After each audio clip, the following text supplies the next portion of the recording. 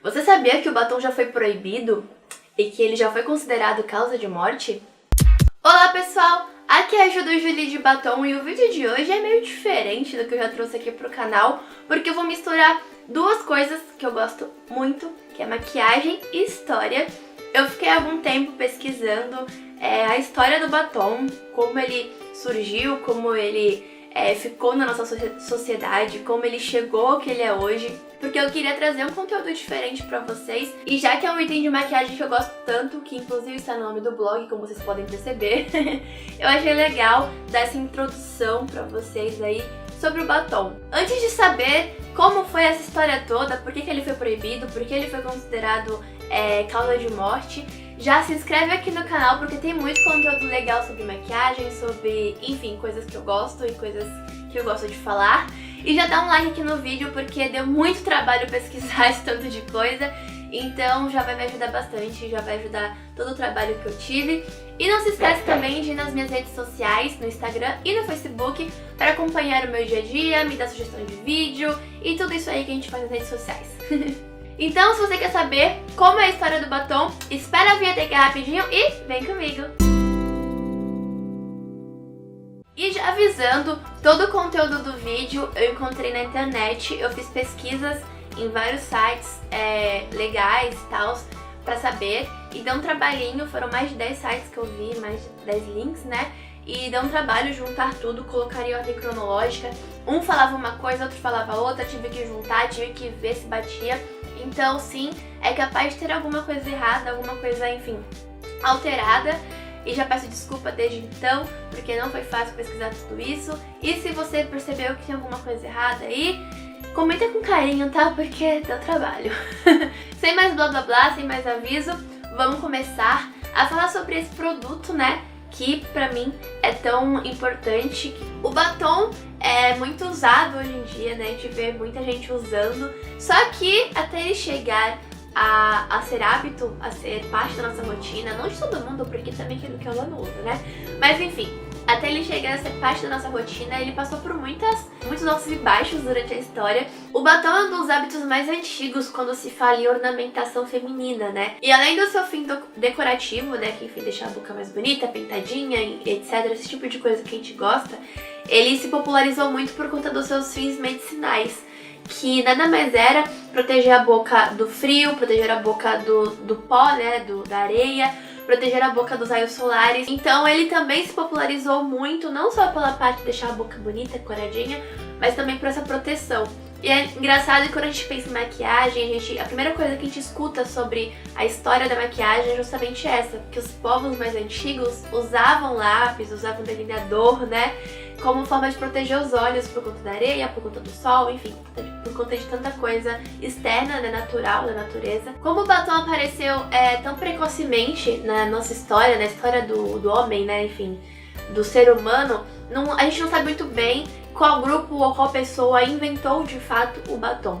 Que chegou e falou, vamos usar isso aqui na boca pra pintar e tal. Tipo, dá pra saber que ele veio lá da pré-história da humanidade e que ele passou por muitas sociedades, civilizações, enfim, até chegar aos dias de hoje, né? Os primeiros registros datam da antiga Mesopotâmia, que eu vou ter que colar algumas coisas aqui porque eu sou péssima em número e em nome, que foi entre 2500 e 1000 a.C. Dizem que essa época foi o lar do primeiro batom conhecido da história e ele nada mais era do que o quê?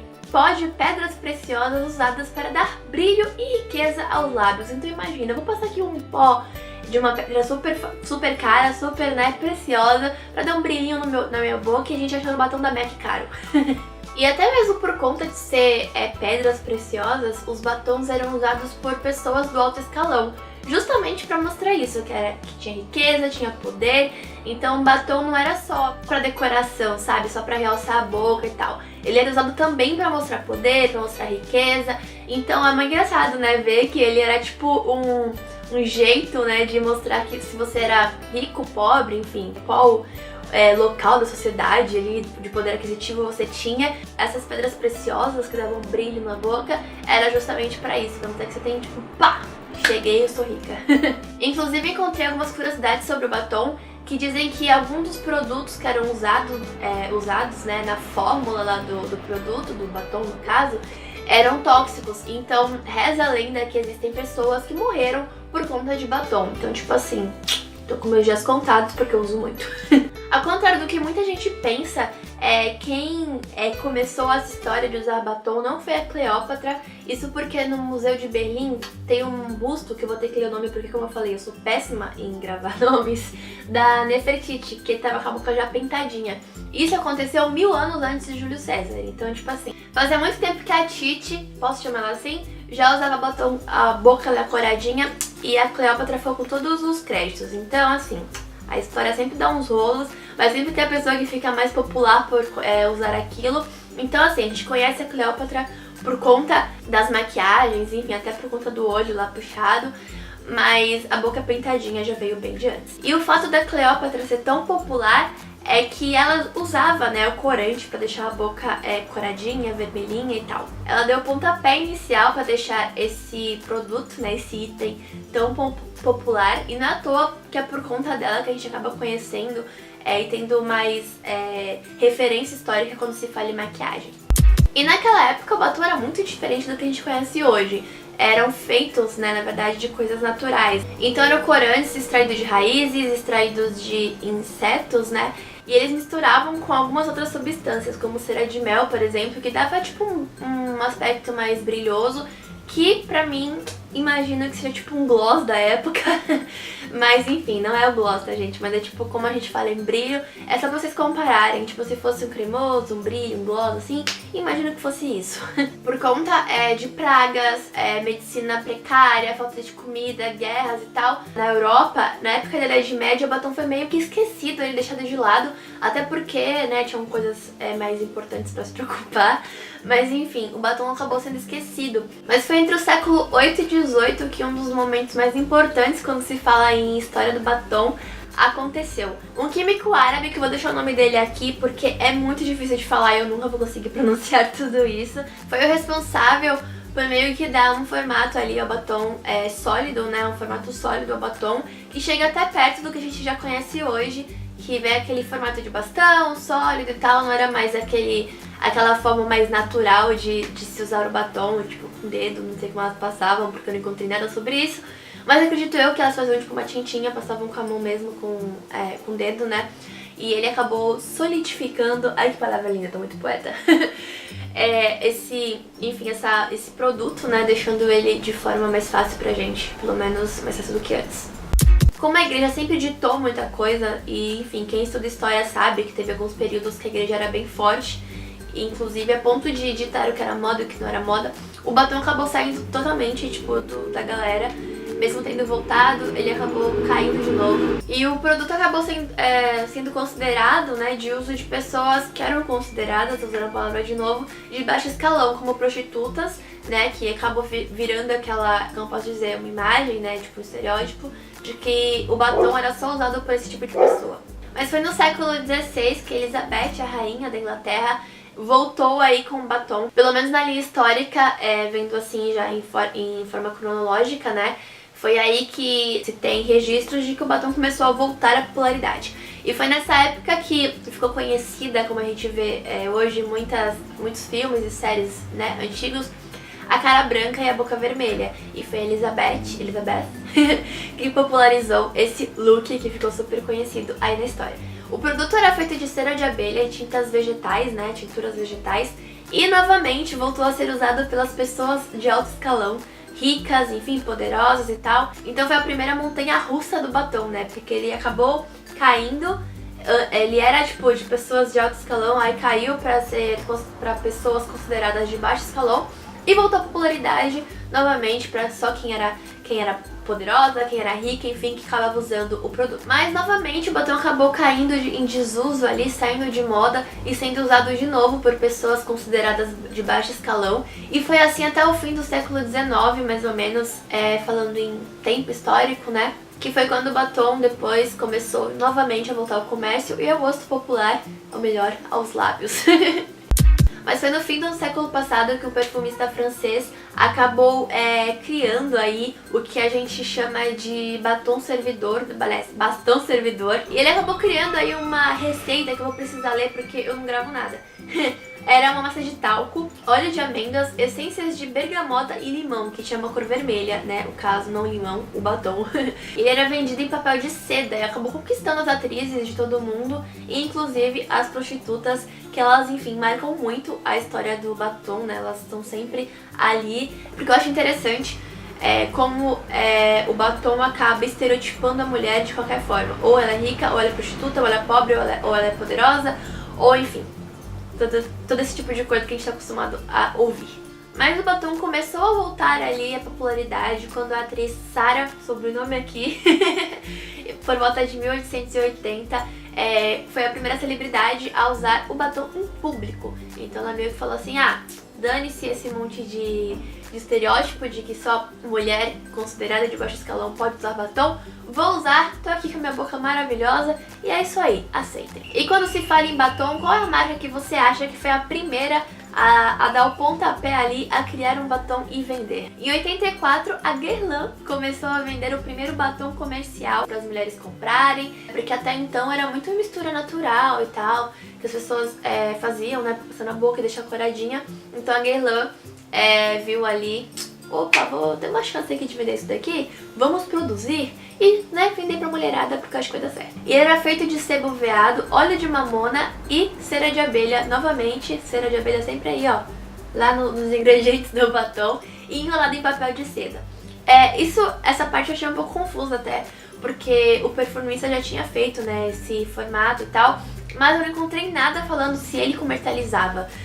A única coisa que eu encontrei sobre venda de batom, enfim, sobre jogar o batom aí pro comércio, né, enfim, pras lojas, né, se eu posso chamar de loja na época, mas de comercializar mesmo foi da Guerlain em 84, então não sei se na época o perfumista francês fez apenas o formato, criou ali um padrão para ser vendido e a Guerlain se inspirou nisso, ou se ele comercializava. Como eu disse, a história acaba se perdendo um pouco às vezes e tal, então, se tiver alguma coisa equivocada, eu estou já sinalizando o que eu achei estranho, né, só pra vocês terem ciência disso.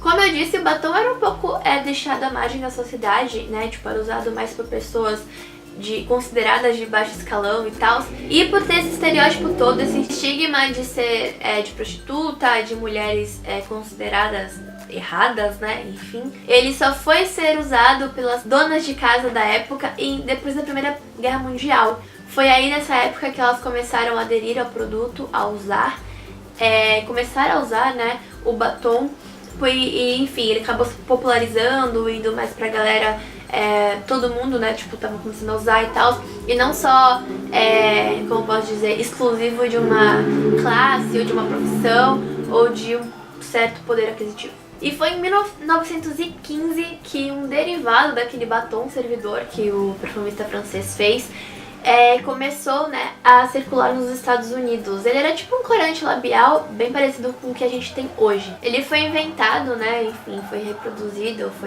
foi feito derivação por Maurice Levy, e a aceitação foi quase instantânea por lá. Tanto que alguns anos mais tarde, a Vogue, a tão conhecida Vogue... Nossa, olha a pizza de 10 reais sendo vendida lá fora, gente, desculpa, comida me deixa perdida.